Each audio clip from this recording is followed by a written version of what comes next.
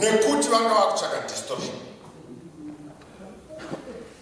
Ndonyaya dzamaona dzazara mumedia, ndonyaya dzamaona dzave kutonzi kune vanonzi vana Hopewell zving'ono nezvi zving'ono zvekudiko.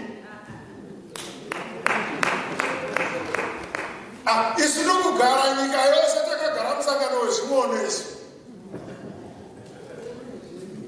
Aiwa, tine zvekuita. Zuro ndizuro takagarira yeumwe anonzi Magombe. Paita chimwe chisingataridzi kuti chakatarisa kupi, hanzi ndakanokandiwa musiweji kwazi ndinodzigonyedza.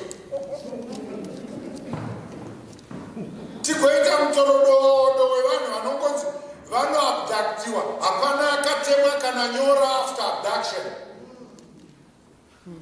And the world must believe that. Tiri kuziva kuti kuAustralia as we speak,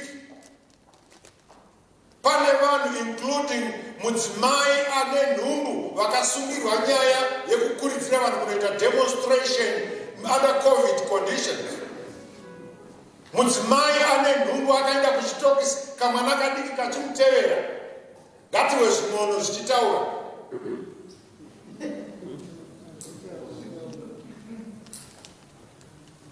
Isu zvatiri muno, this is a revolutionary party. Tigogara pasi kuti toda kuudzwa namalema zvekuita isusu.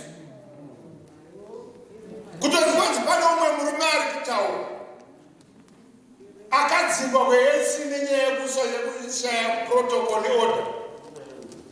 A person that was ruled out of order by his political party now becomes a champion of peace in Zimbabwe. Nonsense. Pane vamwe baba who has got a crisis of not knowing whether it's black or white. Ari kuBotswana.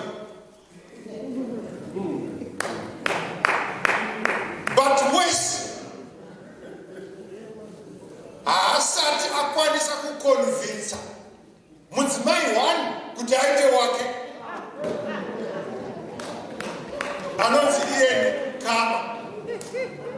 Kwakusumuka dare resvimborume kuda kuzotonga nyika ino kuti kwanzi I want to involve myself munyaya dzeZimbabwe.